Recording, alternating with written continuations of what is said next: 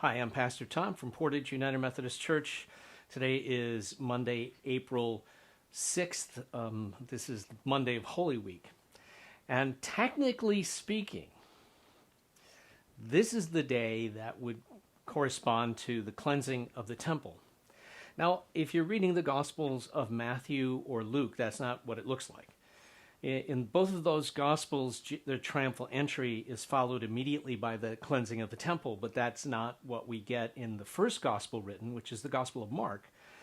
The Gospel, which is the template for both Matthew and Luke, in that Gospel, instead we're told that once they had gotten into Jerusalem, it was kind of late in the day, and so they went back to where they were staying.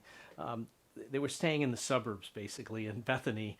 And so they went back to their lodgings in Bethany, and they came back the next morning, and that's where the cleansing of the temple takes place.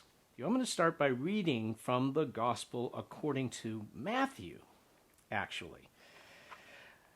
So in the Gospel according to Matthew, this would be the day after the cleansing of the temple.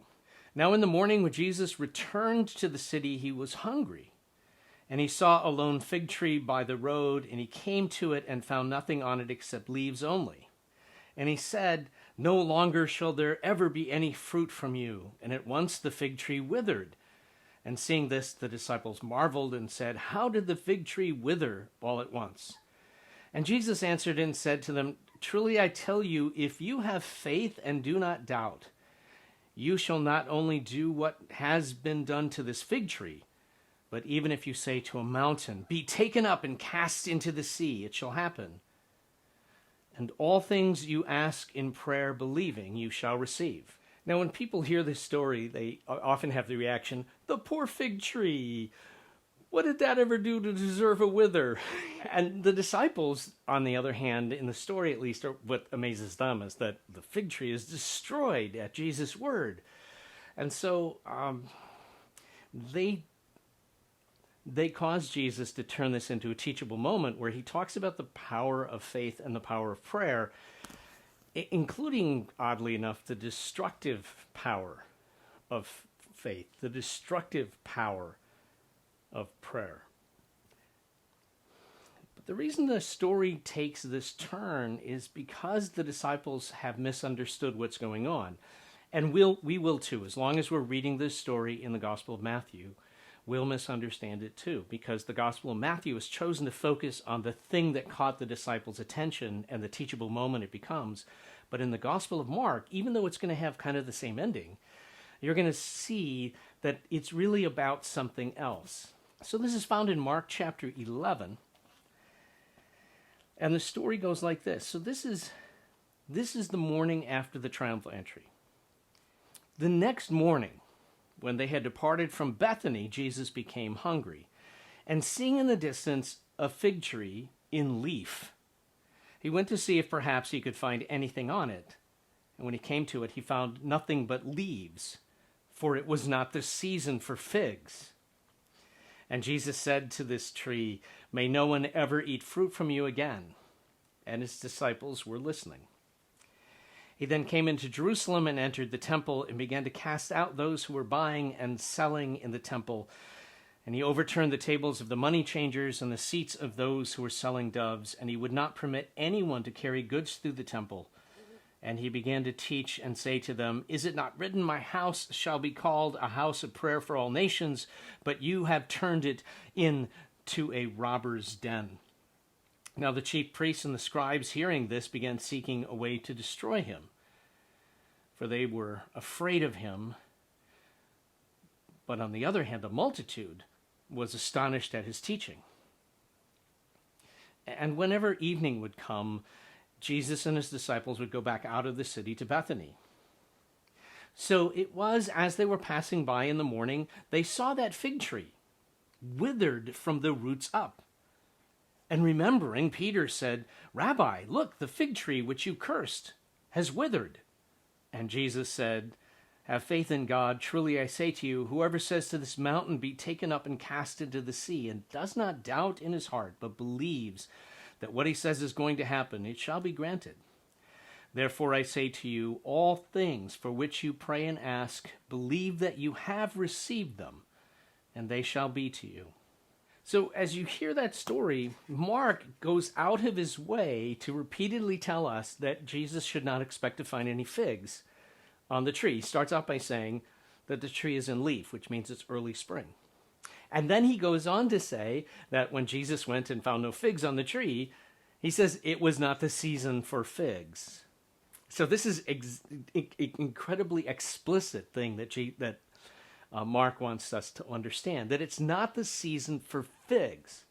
Now, in Matthew's version, the tree withers instantly, but in Mark's version, the tree is not found to be withered until presumably the next morning, but maybe even a different morning. And so what we have to ask is, the story of the fig tree, that on the one hand, the looking for figs and not finding it, and then on the other hand, finding it withered, what lies between that? And what lies between that is the cleansing of the temple. Jesus comes to the temple looking for righteousness, and what he finds instead is economic opportunism. He sees people taking advantage of people's religious urges and religious desires and religious practices in order to make a whole lot of money, in order to support their very stylish lifestyles. We're not talking about the basic expenses to run the temple, the kinds of expenses that would be involved in, say, running an ordinary synagogue or a church, but rather the sort of extravagant, send us your money now kind of thing. And so this is the thing that Jesus, as he sweeps through the temple and casts out the money changers and tells them, is it not written, my house is to be a house of prayer, but you've turned it into a shopping mall? That when he does this, the fig tree is symbolically represented in that experience. The fig tree symbolically is represented. Now, how do I say that? Well, first, you can tell that in Mark if you actually look at the context and pay attention to the way in which Mark has gone out of his way to make sure that we know that Jesus is not to find any figs, so that we come to understand, oh, this must be metaphorical. But hey, listen to this from the prophet Micah. This is Micah chapter 7. The prophet says, woe is me, for I am like the fruit pickers and the grape gatherers. There is not a cluster of grapes to eat, nor a first ripe fig which I crave. For the godly person has perished from the land, and there is no one upright among them. Jesus is enacting the words of the prophet. He goes to see if there is a fig, a first fig, for him to enjoy. And the prophet makes it clear that the fig represents the righteous. And he finds none. And then when he goes into the temple, the very place where you would expect there to be righteousness, he finds instead greed. And the part of the temple in particular which is intended to be used for everybody, not just for the special holy ones, but for everybody, that part has been taken over by prophet. And so the cursing of the fig tree is merely a symbolic act. It's what every prophet would do, a symbolic act which explains what's going on. There is judgment because there is no one righteous.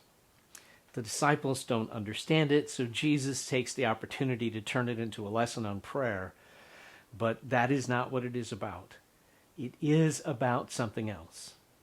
It is about the fact that when the day comes and God looks for the fruit of righteousness in our lives, what will be found there? Will there be only a withering? Or will there be a harvest? You're gonna need somebody on your barn. You're gonna need somebody on your barn. When it comes round midnight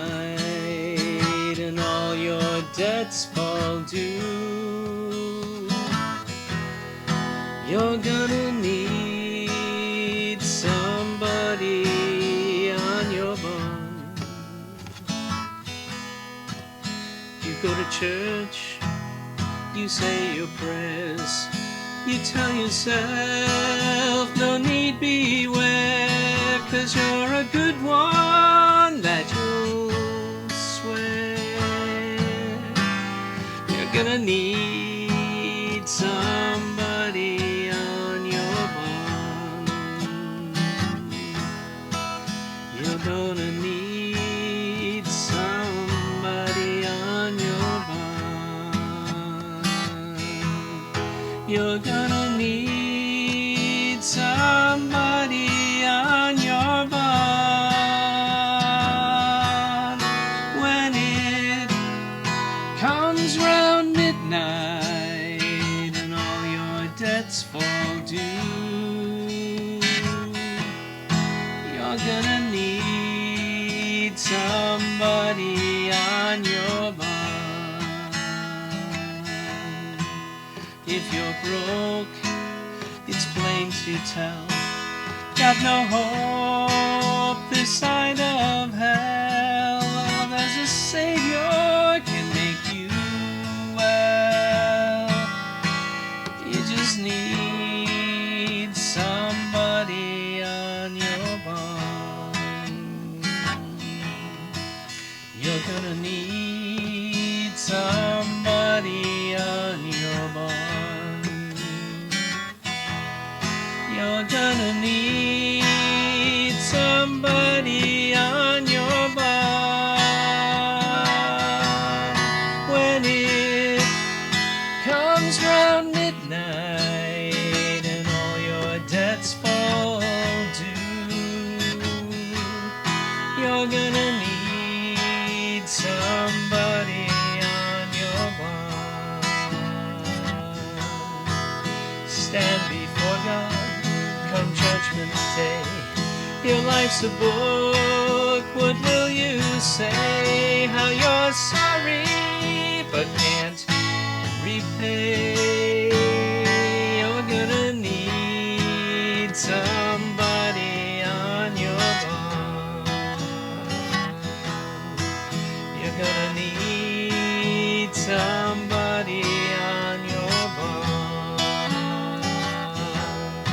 You're gonna need somebody on your bond.